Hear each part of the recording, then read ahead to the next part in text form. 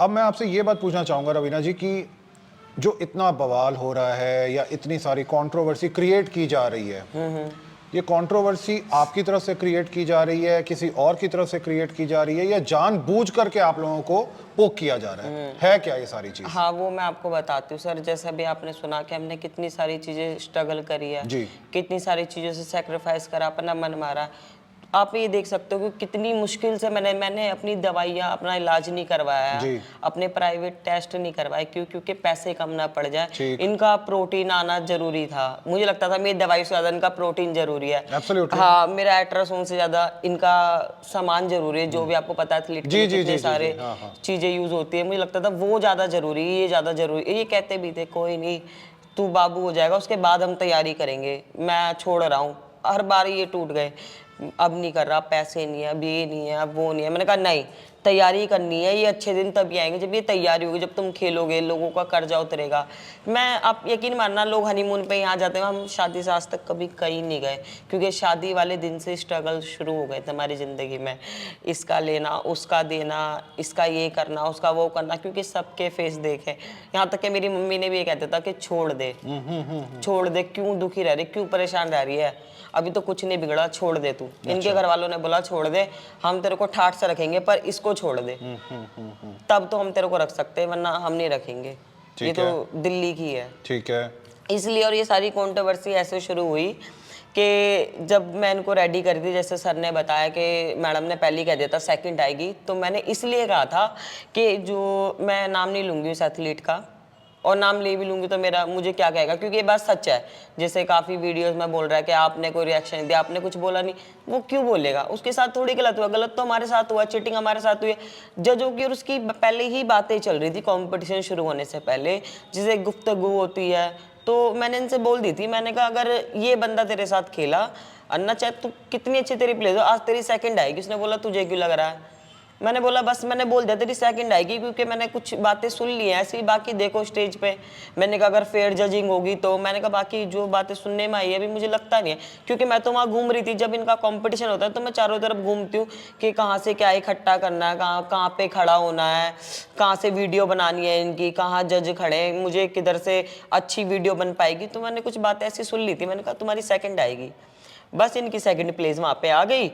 फिर इन्होंने वहाँ एक, कहते नहीं, अपना बंदा, अब जैसे आप सरदार हो, आप गुरुद्वारे में चले जाओ या आप मस्जिद में चले जाओ, वहाँ आप सत श्री अकाल बोलोगे मस्जिद में तो कौन बोलेगा, या आप मंदिर में चले जाओ तो वहाँ तो सारे जय श्री राम बोलेंगे। अब हम हिंदू हैं, हम तो जय श्री राम बोलेंगे। जय श्री राम बोलने में क्या पाप है? कुछ भी पाप नहीं है, कुछ भी पाप नहीं है। तो वहाँ ऐसा हुआ था, देखने वाले एक, सुनने वाले एक, जो करवाने वाले एक। मैं किसी जात धर्म को मैंने गाली नहीं बकी। जैसे मुझे बोला है कि मैंने किसी के धर्म को बोला, मैंने कुछ भी नहीं बोला। मुझे कमेंटों में गाली बकी कि हैदर उसका बाप है, उसकी माँ का ये है। आप मेरी कमेंटें चेक करना सर, ये नहीं मैं अपनी तरफ से लगा के बोल रही हूँ, आप कमेंटें चेक करना, उसमें लिखा था हैदर इसकी माँ का ये है वो।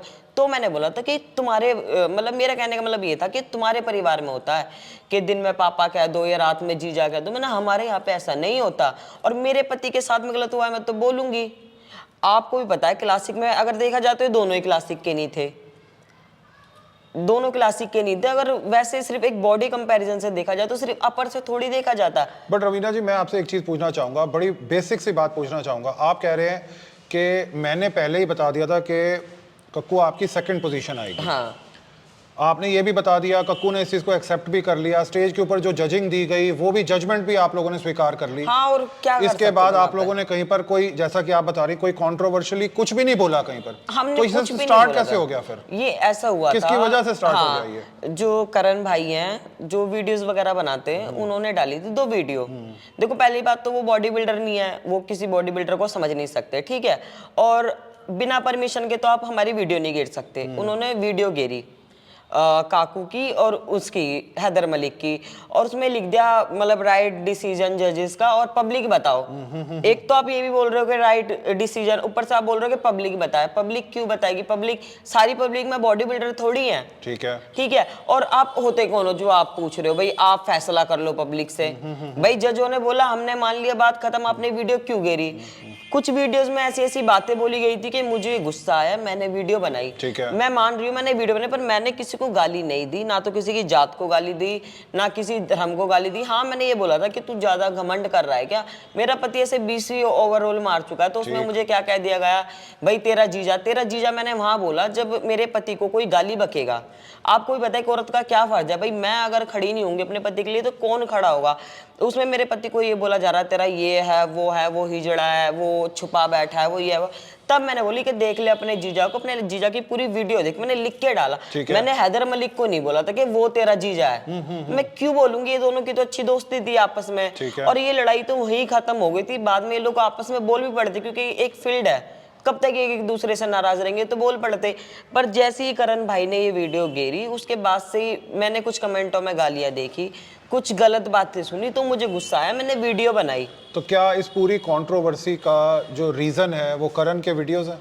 करण भाई अगर वीडियो नहीं गिरते तो कोई बात होती ही नहीं। और मैंने यही बात मैंने भी एक वीडियो बना के बोली थी, जैसे करण भैया ने बोला उसमें कि वुमेन कार्ड खेल रही है। आप बताओ वुमेन कार्ड क्या होता है, कि अगर मैं हैदर मलिक पे कोई गाली गुप्तार का या मेरे कपड़े फाड़ने का या किसी चीज का केस लगा देती, उसको बोलते वुमेन कार्ड खेल रहे हैं। फिर वो बोल रहे हैं वीडियो में कि आप सोए हुए शैतान को जगा रही हो, वो कुछ बोल नहीं रहा हैदर मलिक, तो वो बोलेगा क्यों भाई।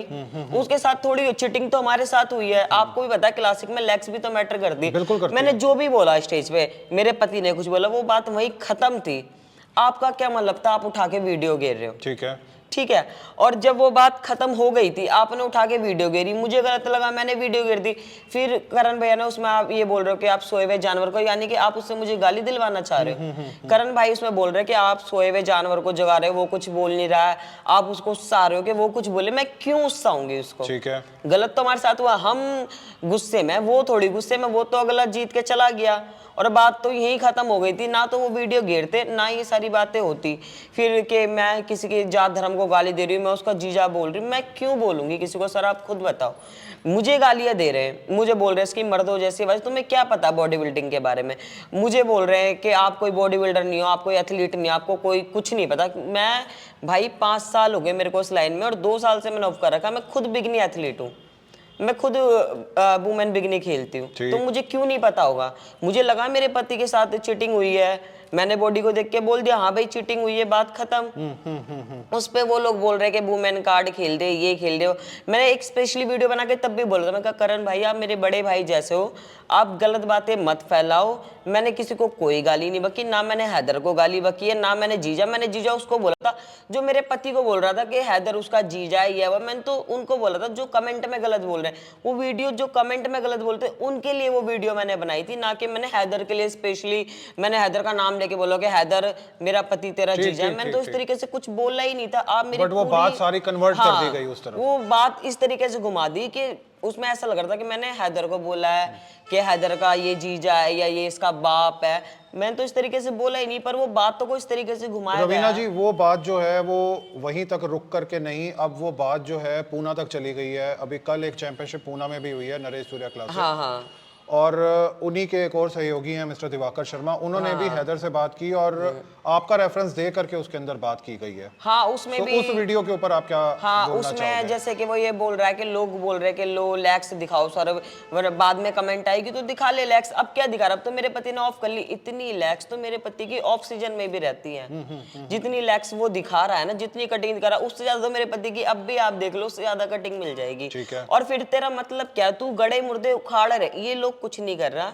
दिवाकर तो क्या है, लड़ाई को ना और हवा दे रहा है, ये चाह रहा है लड़ाई और बढ़े, मुझे कंटेंट मिले। करण ने तो इतना कुछ बोला नहीं जितना ही दिवाकर बोला। दिवाकर की कोई लड़ाई नहीं थी। मैंने वीडियो घेरी तो मेरे पति के पास फोन करके कह रहा है कि भाभी से बोल के मनप्रीत सर से वीडियो हटवा दो।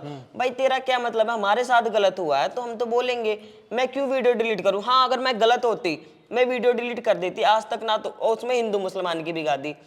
आप मेरे अकाउंट पर जाके देखना, शुरू से एंड तक का कभी भी मैंने कोई धर्म के ऊपर ऐसी हिंदू मुस्लिम के ऊपर कभी कोई वीडियो बनाई नहीं। मेरा खुद का भाई है धर्म का जो मुसलमान है, इमरान कुरैशी नाम है, उनके घर में मेरा, वो मुझे अपनी छोटी बहन की तरह मानते हैं। उनके घर में मेरा उठना बैठना खाना पीना सब है। मैंने कभी जात धर्म करा ही नहीं। ये उसने आधे से ज्यादा तो धुआं वो दे रहा आपको।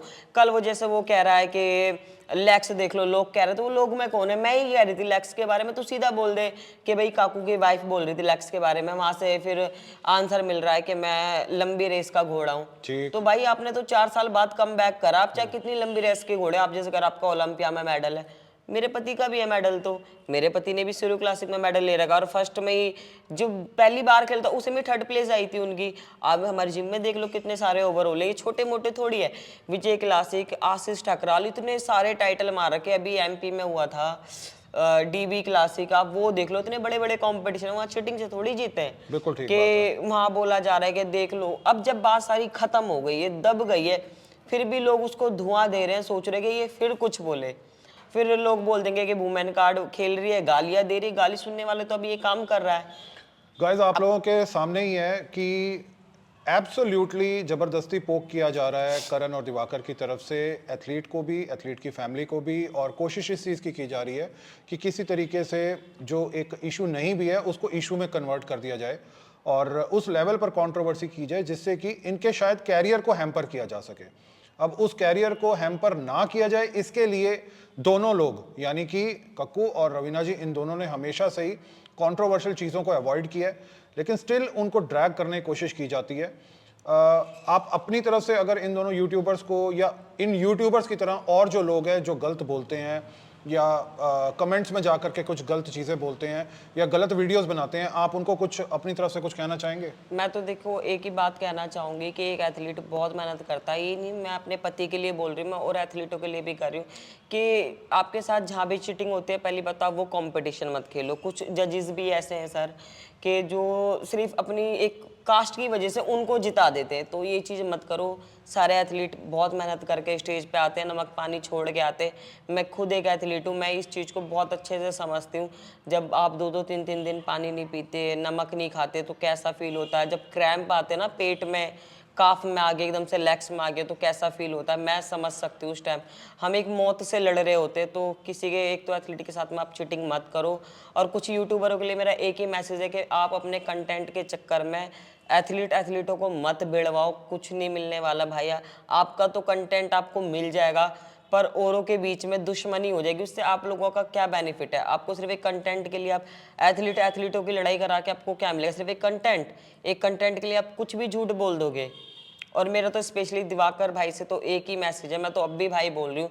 जैसे आप बोल रहे थे कल के लोग बोलते हैं लैक्स के, तो भाई जो भी बोलो एकदम सामने से बोलो। जैसे मैंने बोला था अपने पति के हक में, जब मैं खड़ी हुई थी मैंने सामने से बोला था।